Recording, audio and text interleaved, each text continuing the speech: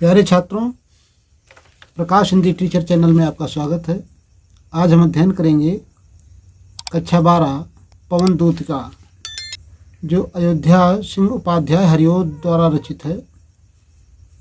तो 1 से लेकर के 4 तक हमने हिंदी व्याख्या कर दिया है। आज हम जो है पद्यांश 5 से आगे देखेंगे। तो देखें,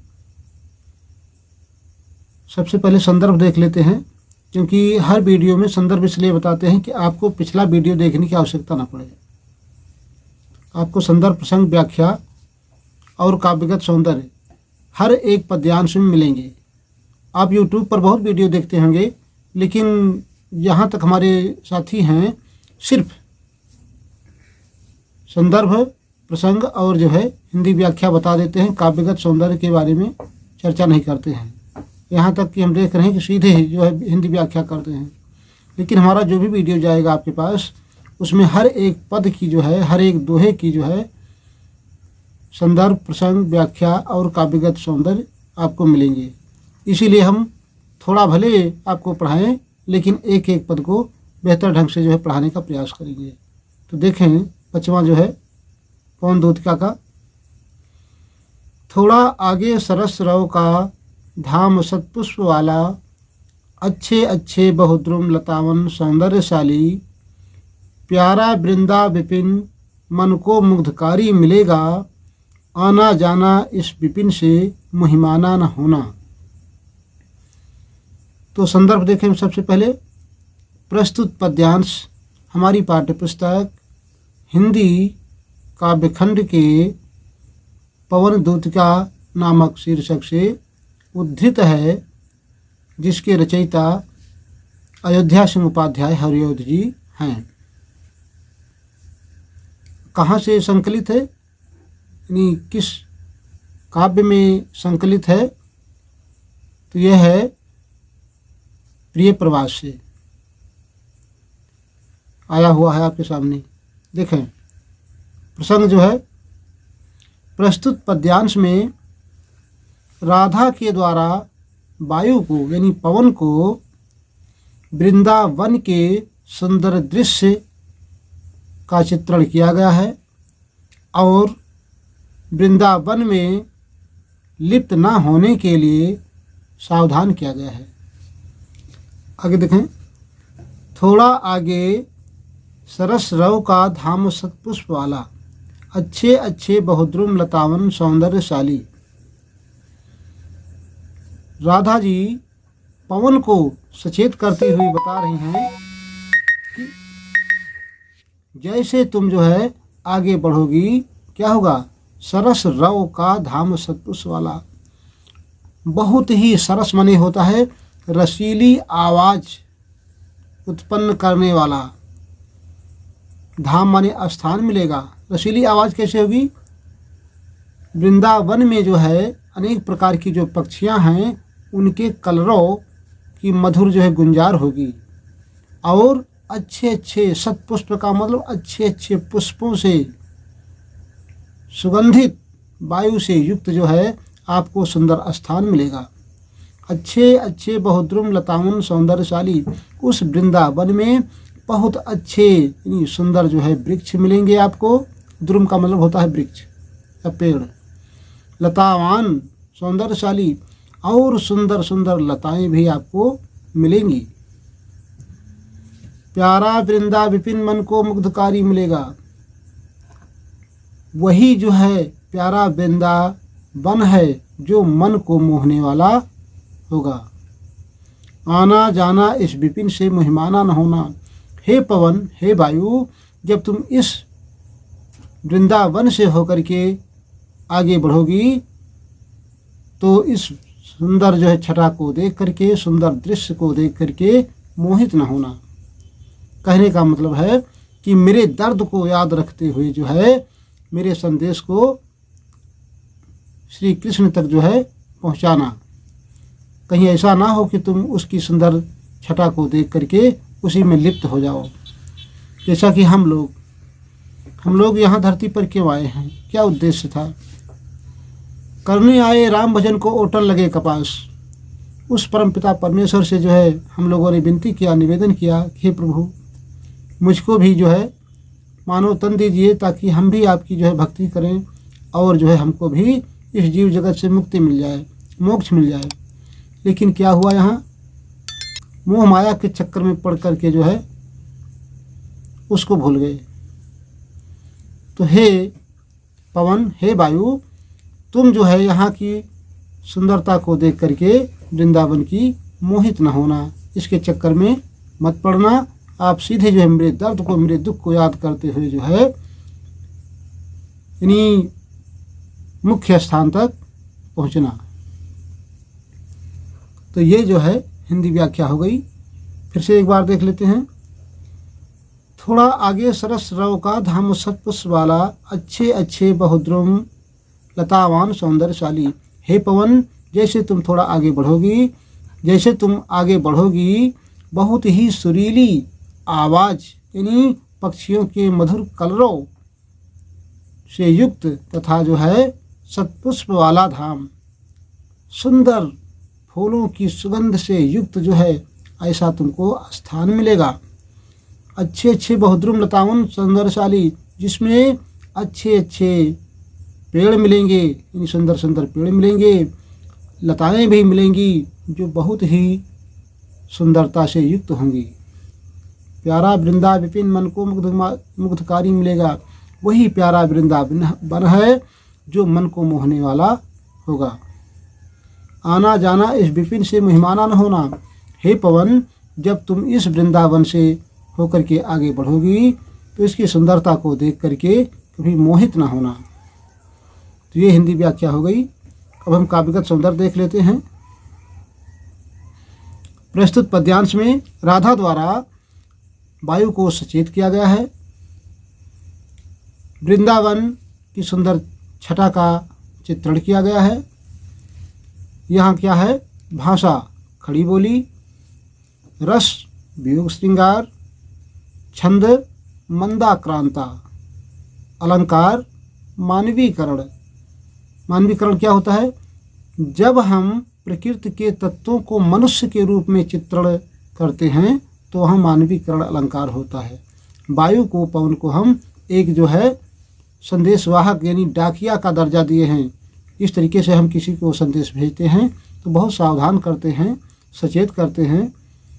उसी तरीके से यहाँ राधा जी वायु को सचेत कर रही हैं तो मानवीकरण अलंकार हो जाएगा। शब्द शक्ति जो है आपकी लक्षणा होगी और गुण जो है आपको प्रसाद गुण होंगे। देखिए, तो यह हो गया। आगे, जाते जाते अगर पथ में क्लांत कोई दिखाए तो जाके सन्निकट उसकी क्लांतियों को मिटाना। धीरे धीरे परस करके गात उत्ताप खोना, सदगंधों से श्रमित जन को हर्षितों सा बनाना।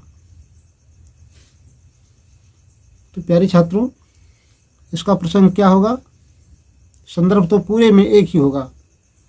प्रस्तुत पद्यांश में राधा द्वारा जो है वायु को सावधान किया जा रहा है और यहाँ पर राधा को एक समाज सेविका के रूप में चित्रित किया गया है।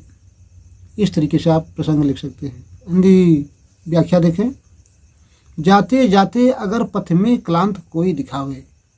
राधा जी कह रही हैं पवन से कि हे वायु, हे पवन, जब तुम अपने मार्ग में जा रही हो, यदि तुम्हें कोई जो है क्लांत माने थका हुआ नजर आए, कोई थका हुआ प्राणी नजर आए, तो जाके सन्निकट उसकी क्लांतियों को मिटाना। तब तुम जो है उसके करीब में, उसके पास में जा करके उसकी थकान को दूर कर देना। वायु जो है कैसे उसकी थकान को दूर करेगी, जब उस व्यक्ति के शरीर में वायु टच करेगी तो गर्मी से व्याकुल उस व्यक्ति को जो है ठंडक मिलेगी, उसकी आत्मा को शांति मिलेगी। तो इस प्रकार से उसके करीब जा करके उसकी थकान को, उसकी दर्द को दूर करना। आगे क्या है, धीरे धीरे परस करके गात उत्ताप खोना। हे पवन, उस थके हुए प्राणी के शरीर को क्या करना, धीरे धीरे परस यानी धीरे धीरे स्पर्श करना, झोंका न मारना, धीरे धीरे उसको स्पर्श करना। गात माने होता है शरीर, उसके शरीर को धीरे धीरे स्पर्श करके उत्ताप खोना, उसकी व्याकुलता को, उसकी गर्म शरीर जो जल रही है धूप में, उसको जो है ठंडा कर देना। ये हो गया। सदगंधों से श्रमित जन को हर्षितों सा बनाना, और अपनी सुगंध से, वायु जब चलती है तो अनेक जो है फूलों की सुगंध उसमें मिली होती है, तो इसलिए वायु जो है को बताया जा रहा है कि अपनी सुगंध से उस श्रमित माने थके हुए लोगों को हर्षित कर देना, खुशहाल कर देना। फिर से देख लें।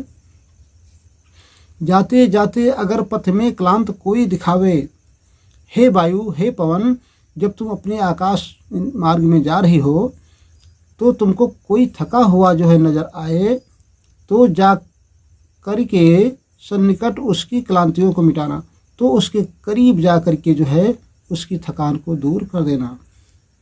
धीरे धीरे परस करके गात उत्ताप खोना, तुम धीरे धीरे जो है उसके शरीर को स्पर्श करना और उसकी व्याकुलता को, उसकी गर्मी को दूर कर देना। सदगंधों से श्रमित जन को हर्षितों सा बनाना, और अपनी सुगंध से जो है उस थके हुए प्राणी को जो है हर्षित कर देना, प्रसन्नचित कर देना। तो ये जो है हिंदी व्याख्या हो गई। आगे देखें काव्यगत सौंदर्य। प्रस्तुत पद्यांश में राधा को समाज सेविका के रूप में चित्रित किया गया है, और हर्षितों सा बनाना, यहाँ क्या है, अलंकार, उपमा अलंकार है, साथ साथ मानवीकरण भी है, क्योंकि वायु को मनुष्य के रूप में चित्रण किया गया है। तो भाषा क्या होगी आपकी, खड़ी बोली। रस जो है वियोग श्रृंगार, छंद मंदाक्रांता, और शब्द शक्ति आपकी क्या होगी, लक्षणा। गुण क्या होगा, प्रसाद। जहाँ साधारण जो है वर्णन होता है, ना तो प्रेम का खास चित्रण होता है और ना जो है वीरता का चित्रण होता है, वहाँ जो है प्रसाद गुण पाया जाता है। आगे देखें 7वां। लज्जाशीला पथिका महिला जो कहीं दृष्टि आए, होने देना विकृत बसना तो ना तू सुंदरी को, जो थोड़ी भी श्रमित वह हो, गोद ले श्रांति खोना, होठों की और कमल मुख की मलानताएं मिटाना। इसमें क्या होगा प्रसंग, यहाँ भी जो है वही बातें लागू हो रही हैं कि प्रस्तुत पद्यांश में राधा को समाज सेविका के रूप में चित्रित किया गया है। आगे देखें हिंदी व्याख्या। लज्जाशीला पथिका महिला जो कहीं दृष्टि आए, वायु को, पवन को सचेत करते हुए राधा जी कहती हैं कि हे पवन, यदि तुमको लज्जाशील, यानी लज्जाशील का मतलब जो बहुत ही शर्माने वाली जो है नारी, पथिका माने रास्ते में जा रही हो, यदि शर्मीली नारी या जो है लज्जाशील नारी रास्ते में जाते हुए तुमको कहीं दृष्टि आए, कहीं भी नज़र आ जाए, दिखाई पड़े, होने देना विकृत बसना तो ना तू सुंदरी को, तो हे पवन, हे वायु, सावधान, तुम उस सुंदरी को, जो नई नवेली जो है दुल्हन है, घूंघट किए हुए है, पर्दा किए हुए है, उस सुंदरी को विकृत बसना न होने देना, यानी वस्त्रों से हीन न करना। कहीं ऐसा ना हो कि तुम हवा के झोंके मार करके उसके पल्लू को जो है उघाड़ दो। उस सुंदरी के घूंघट को हवा में ना उड़ाना, वस्त्रों से हीन मत करना, यानी उसको लज्जित ना होने देना। जो थोड़ी भी श्रमित वह हो, गोद में ले श्रांत खोना। यदि तुमको ऐसा मालूम हो, ऐसी फीलिंग हो कि वह थक गई है, जरा सा कुमलाई हुई नज़र आए, तो उसको अपनी गोद में ले करके जो है उसकी श्रांत यानी उसकी थकान को, उसके कष्ट को दूर कर देना। प्यारे छात्रों, गोद में कैसे जो है पवन उस सुंदरी को ले लेगी? ऐसा तो है नहीं कि उसको आसमान में उछाल दे, मड़राने लगे जो है पल्लू सहित। यानी गोद में लेने का मतलब चारों तरफ से उसको जो है हवा करके उसकी थकान को दूर कर देना, ये बात है। ओठों की और कमल मुख की मलानताएं मिटाना। उस सुंदरी के जो है जो ओठ हैं कमल के समान, मुखमंडल बहुत ही नाजुक और बहुत ही कोमल हैं, उसकी मलानताएं यानी उसकी थकान को जो है मिटा देना, प्रसन्नचित कर देना। फिर से देख रहे हैं जल्दी से। लज्जाशीला पथिका महिला जो कहीं दृष्टि आए, हे पवन ये तुमको मार्ग में कहीं लज्जा से युक्त जो है रास्ते चलने वाली कोई नारी नजर आए, दिखाई पड़े, होने देना विकृत बसना तो ना तो सुंदरी को, तो उस सुंदरी को, उस नई नवेली दुल्हन को तुम वस्त्रों से हीन मत करना। जो थोड़ी भी श्रमित हो गोद ले श्रांत होना। यदि तुमको ऐसा एहसास हो, ऐसा आभास हो कि वो थकी हुई है, थकान का अनुभव कर रही है, तो उसके चारों तरफ से जो है मर्रा करके जो है हवा कर देना और उसकी थकान को दूर कर देना। ओठों की और कमल मुख की मलानताएं मिटाना। उसके नाजुक ओठ और कमल के समान कमलवत मुख की जो है थकान को या व्याकुलता को मिटा देना। तो ये हो गया आपका हिंदी व्याख्या। अब इसमें हम जो है देखेंगे काव्यगत सौंदर्य। तो प्रस्तुत पद्यांश में राधा को एक लोक सेविका के रूप में चित्रित किया गया है। यानी अपने दर्द के साथ साथ राधा जी दूसरों की दुख दर्द समझती हैं। ऐसा कि कहा गया है, जाकी पैर ना फटी बेवाई सो क्या जाने पीर पराई। यानी जिसको दर्द हुआ है वही दूसरों की दर्द जान सकता है। तो राधा जो विरह वेदना में तड़प रही हैं वो अन्य सुंदरियों की जो है हालात को जानती हैं। तो इसमें क्या होगा, आपका जो है भाषा खड़ी बोली हो जाएगी, रस वियोग श्रृंगार पूरे में चल रहा है, छंद मंदाक्रांता, अलंकार जो है आपका कमल मुख लिखा है, कमल रूपी मुख यानी रूपक अलंकार है, और मानवीकरण तो है ही है, शब्द शक्ति जो है लक्षणा है और गुण प्रसाद है। अब जो है 8वां हम देखते हैं। कोई क्लांता कृषक ललना खेत में जो दिखावे, धीरे धीरे परस उसकी क्लांतियों को मिटाना। जाता कोई जलद यदि हो व्योम में तो उसे ला, छाया द्वारा सुखित करना तप्त भूतांगना को। यहाँ भी जो है राधा जी जो है लोक सेविका के रूप में प्रस्तुत हो रही हैं और राधा जी को परोपकारी जो है सिद्ध किया गया है। कोई क्लांता कृषक ललना खेत में जो दिखावे। राधा कहती हैं पवन से कि हे पवन, हे वायु, यदि कोई क्लांता यानी थकी हुई कृषक ललना, खेती बाड़ी करने वाली ललना माने औरत होता है। प्यारे छात्रों, यहाँ जो है ललना के 2 अर्थ होते हैं और मैं सिद्ध करूँगा दोनों शब्दों को। ललना का मतलब होता है औरत, स्त्री, लेकिन अभी आप जो है फीलिंग करेंगे कि ललना का मतलब होता है छोटा सा बालक, बच्चा। दोनों सत्य हैं, लेकिन जो कंपटीशन में पूछे जाते हैं टीजीटी, पीजीटी या और हाई लेवल के जो है जो कंपटीशन होते हैं, वहाँ ललना का मतलब होता है औरत। स्त्री, महिला। ललना लाल हुई हैं कुलवा के दीपक, मनवा में आस लागल हो। इसका मतलब ये हुआ कि उस ललना से यानी उस स्त्री से जो है कहा जा रहा है कि जो लाल हुई हैं कुलवा के दीपक, जो बच्चा पैदा होगा वो मेरे खानदान का दीपक बनेगा। ऐसी जो है मेरे मन में आशा जो है जग रही है, उम्मीद पैदा हो रही है। अभी बच्चा नहीं पैदा हुआ, बच्चा तो भी पेट में है।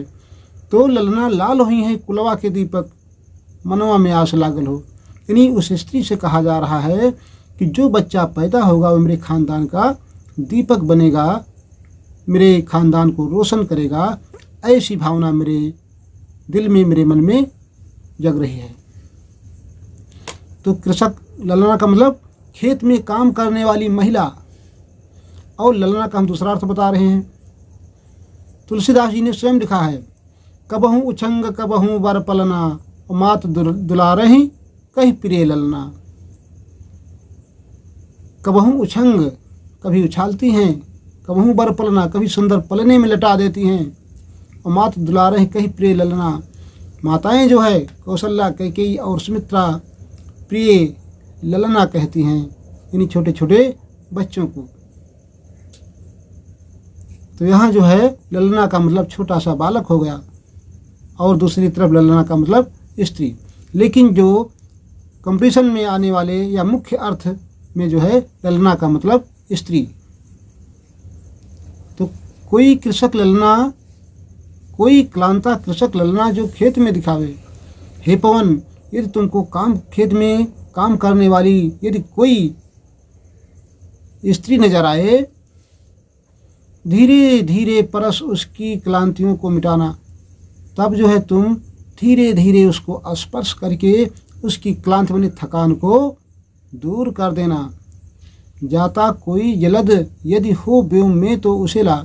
यदि आकाश मार्ग में कोई तुमको इधर से उधर दौड़ता हुआ बादल नजर आ जाए तो क्या करना, तो उसके सामने ठीक ला करके जो है रोक देना उस बादल के टुकड़े को, तभी तो छाया मिलेगी। आप धूप में तड़प रहे हों और कहीं बदली हो जाए, बादल छा जाएं, तो आपको बहुत सुखद वातावरण जो है अनुभव होता है। तो वही बात जो है राधा जी पवन से बता रही हैं। छाया द्वारा सुखित करना तप्त भूतांगना को, और उस बादल की छाया से जो है सुखी कर देना, प्रसन्नचित कर देना तप्त भूतांगना को। तपी हुई, भूत माने होता है प्राणी, भूत माने क्या होता है, प्राणी, और भूत माने जो है बीता हुआ समय। अंगना, अंगना माने क्या होता है, अंग से जो युक्त है, यानी जिसको हम अर्धांगिनी कहते हैं। आधा जो हमारा अंग होती है, तो अर्धांगिनी या अंगना जो है महिला के लिए प्रयोग होता है। तो उस बादल के टुकड़े से जो है उस धूप में तपी हुई जो है महिला को, स्त्री को क्या कर देना, सुखी संपन्न कर देना, खुशहाल कर देना। फिर से रिपीट कर देते हैं। कोई क्लांता कृषक ललना खेत में जो दिखावे। हे पवन, यदि खेत में काम करने वाली कोई किसान की औरत तुमको नजर आ जाए, धीरे धीरे परस उसकी क्लांतियों को मिटाना। तब तुम जाकर के धीरे धीरे उसको स्पर्श करना और उसकी थकान को जो है दूर कर देना, खुशहाल कर देना। जाता कोई जलद यदि हो व्योम में तो उसे ला। यदि आकाश मार्ग में इधर उधर दौड़ता हुआ तुमको कोई बादल नजर आए, छाया द्वारा सुखित करना तब भूतांगना को, तब उस महिला के सामने ला करके उसको रोक देना, और उसकी छाया से, उसकी परछाई से जो है उस धूप में तपी हुई जो है व्याकुल महिला को हर्षित कर देना, प्रसन्नचित कर देना, यानी ठंडक पहुंचा देना। तो प्यारे छात्रों, आपका ये हो गया हिंदी व्याख्या। अब हम काव्यगत सौंदर्य देखेंगे। इसमें क्या है, यहाँ भी राधा को परोपकारी सिद्ध किया गया है, और एक सामान्य नायिका के रूप में चित्रित किया गया है। कोई रानी महारानी नहीं, बल्कि वो सामान्य महिला के रूप में हमारे सामने आ रही हैं। भाषा खड़ी बोली है, रस वियोग श्रृंगार है, छंद मंदाक्रांता है, और शब्द शक्ति क्या है, यहाँ भी लक्षणा है। गुण जो है आपका प्रसाद है, अलंकार मानवीकरण है। तो इस तरीके से जो है आपके 4 पद की जो है हिंदी व्याख्या संदर्भ, प्रसंग, काव्यगत सौंदर्य सहित जो है पूरी हुई। तो प्यारे छात्रों, हम उम्मीद करते हैं कि आपको यह जो है समझ में आया होगा अच्छे ढंग से। आप अन्य जो है हमारे साथियों से मिलान कर लें जो यूट्यूब पर पढ़ाते हैं, और यदि आपको अच्छा लगे तो आप भी पढ़ो और अपने मित्रों को भी पढ़ने के लिए जो है प्रेरित करें। तो पढ़ो और जो है पढ़ाओ, अपने मित्रों को भी शेयर करो। आप लोग ही जो है हमारे सबसे बड़े जो है पुरस्कर्ता हैं। तो इन्हीं शब्दों के साथ जय हिंद, जय भारत। हम आपके लिए समर्पित हैं और समर्पित रहेंगे। जय हिंद, जय भारत।